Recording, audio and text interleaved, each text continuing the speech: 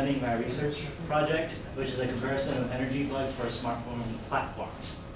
So, to begin with, what are energy bugs? Energy bugs, in the simplest sense, are bugs in applications that drain more battery power than it should. Now, energy bugs have been around for a while, but it's not only until recently that we've actually done research on energy bugs, and this is due to the spike in smartphone sales. And unfortunately, in most of the previous literature that we've reviewed, they do a lot of research on Android smartphones. And over time, it just comes into this notion that, hey, it works on an Android smartphone, it works for all smartphones. And it just felt like there wasn't enough justification for that. So, again, going back to the previous work, most of the previous work has been raising awareness for energy bugs and tool implementations for keeping track of energy that applications use. And even some research papers do subsets of energy bugs, like the no-sleep energy bugs. But again, most of these previous research has been focused primarily on the Android smartphones, with very little justification on how this can apply to all smartphones. So for our research, some of the goals that we wanted to do in terms of energy consumption is identify and compare power models for Android, iOS, and Windows. Maybe they are similar. Maybe you can apply research to all smartphones. We also want to analyze and generalize energy bugs based on root causes and show where these energy bugs can possibly occur in these power models. So our approach is mainly consists of two steps. The first step is actually generating the power models, and we do so by looking at the developer APIs of Android, Windows, and iOS. The power models themselves are finite state machines that are generated from function calls and some of the design philosophies that we could find in the documentation.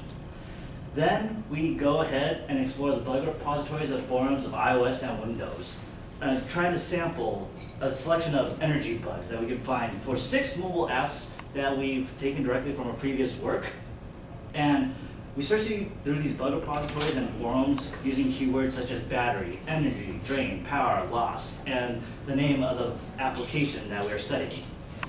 We also try to characterize these energy bugs by looking at the descriptions. All of this is manual inspection. Nothing is automated. We felt manual inspection would be easier to classify and generalize. So this is the results of our power model generation. This is the Android power model. It operates under a wake lock philosophy. That is, in the Android smartphone, only one application can acquire the wake lock. And when it acquires the wake lock, that's the only application that can take control of the phone's resources. So the process goes, the application gets a new wake lock and then calls the acquire function. Now, if no other application has acquired the wake lock, it has acquired the wake lock and becomes active. And it has control of the phone's resources until the application calls the release function. Now, if some other application has already called the acquired function, then the application will enter the exception state, where from there, depending on the environment settings, can either reacquire or just stay there. For the Windows power model, they operate under a philosophy of power requirements. So each application in a Windows mobile phone has a power requirement that it needs to pass before it becomes active. For example, some applications require that the phone has to be on full power on. Not sleep, not low power state, full power on for it to be active. Otherwise, it is inactive. What's interesting here is, if the application passes the power requirement and becomes active, all applications have access to the function set device power, which controls the power state of the mobile phone. Now, if it doesn't pass the requirement, it becomes inactive, and it will remain inactive until something changes the device power state. And when that happens, applications have to go through this decision again. The iOS power model is unique in that in the developer APIs, there's no explicit calls to control the device's power. So instead, we've had to look into the starting developer APIs and the philosophies, design philosophies behind the iOS application, which is at any given time for an iOS application that is not terminated, it can only exist in one of 4 states. The foreground inactive, the foreground active, the background inactive, and the background active. Ideally, you want most of your functions to deal in the active states. That's where it does most of the heavy lifting. the inactive states helps the application transition from state to state. The one thing to keep in mind here is the developer cannot control the transition of the state. It is event-driven, it's driven by the user. But what the developer can do is capture the event when the transition happens. And also there are functions that help developers delay the transition of the application. So after examining our bugs and comparing them with the power models, we came up with these categories. For the Android, we have the no-sleep code path. If we go back to the diagram, it's basically when the application goes into the active state, but the developer forgot the release function, so it remains in the active state. For the no-sleep race condition, it is the race condition threading problems where both threads have the acquire and the release functions, and they're not synchronized. The no-sleep dilation occurs again if right here in the release function. This occurs when this release is taking longer than is normal. So for the iOS, we have the prolonged state, which I mentioned before. The developer can capture the event in which the state changes. Optionally, he can delay the timer for an indefinite amount of time if he so chooses. For the Windows, we have the unnecessary power quota. As I mentioned before, there's power requirements for Windows apps. So there can be a situation where an application will set the device power to a state higher than it normally needs to do. For example, we examined a case with a mail application where every time the mail synchronization happened, the device power state changed to a higher power, even though the synchronization could technically be done in a low power state. And finally, we have the loop bug. If you guys have noticed, there's a loop bug for both Windows and Android. This is one of our surprising findings, because when we went to this research, we came in with the notion that it would be completely different. Well, it turns out there is a commonality. For example, to begin with, what is a loop bug? The loop bug is you continually get the power state of the phone.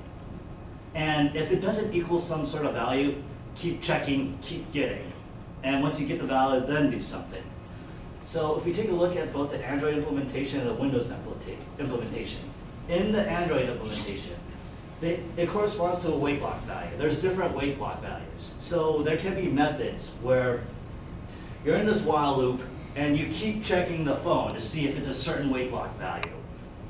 If it doesn't match the wait block value, get the wait block value. Keep doing it until it matches, and then you do something. Same kind of idea for the Windows phone. We have some device power value. You keep checking the device power, you keep getting the power value, and you keep doing so until it equals something. And once it does, then do something about it. Now, if you go through the while loop, you're expending more CPU cycles, and that can cause more battery drain. So, in conclusion, we've came up with power models for Android, Windows, and iOS, and we have found that they are different. But when we were analyzing energy bugs across all three platforms, we noticed that even though they did behave differently, Windows and Android had a little bit of commonality between them. So for our future work, we want to collect more bugs because energy bugs are really hard to find. So we could validate more about our power models and perhaps find more energy bug patterns. We also want to measure the severity of these energy bugs. Are loop bugs as severe as they sound? Does the no-sleep energy code path take up more energy than the dilation? And finally, we could always extend this research to include other mobile platforms, like the BlackBerry, or include tablets into the picture, like iPads or Samsung Galaxy Tabs. And that's my research. Any questions? Thank you. Yeah. I have a question. You know, it's really great that you characterize these three models. Do you have a feeling for which one of these is most suitable to to what developers think about? You know, or how developers, what are their mental models for reasoning about energy in their applications, and which of these models is perhaps best suited to that? Oh my gosh, it would be like a programmer war, because basically you have to get down to, are you an Apple developer, are you a Windows developer, are you an Android developer? Because if you can figure out like the basic design philosophy behind those development for those OSs, then you can kind of see how that power model fits well. It seems like an opportunity for defining some patterns in the same way that we've taught people how to use inheritance effectively, and then you figure out how to implement it in the different systems. It would seem that there should be power management patterns. Maybe that's a useful way of teaching programs. Here's an issue. Think of it this way. Now here's a common implementation that supports the pattern. In Yes. this particular case, don't busy wait in the loop, or do a sleep wait or something instead. Yeah, I really agree with you there, except it's like iOS, as you know, is closed source, Windows is closed source, so Yeah. I'm not sure how willing they would be to do such a thing. But I know there's extensive research already for the Android platform that does some kind of things. In fact, this research was inspired by some of the previous literature we have read. Yeah. So you mentioned in your future work you're going to find more energy bugs, but till now have you found any energy bugs according to your classification? Yes, actually, the way the classification worked was we had a list of energy bugs, and we were just going through the descriptions, and we were trying to figure out what's common across those descriptions. So that classification would have not been created if we did not have a collection of energy bugs already on hand. But as I said before, we would like to collect more bugs, because even that collection is a bit shallow, but it is a good starting point. So, I wonder if the reason you didn't find more is because, I wonder if developers are aware that the bug is an energy bug, and not some, it's not Yeah. something else. I don't. Yeah, that's one reasoning behind it, because technically, if there's an energy bug, the application is not broken. Exactly. It still works. Mhm. The other difficulty we have with mining bugs is it's hard to find that one application across 3 platforms that is willing to post their bugs. Actually, I have one comment. Actually, we've been doing some similar research on performance bugs. When we come with this called performance bugs, people are very paranoid. What do you mean performance bug? Yeah. So actually, we need. I just give some suggestions for these kind of things. You need a lot of experiment results.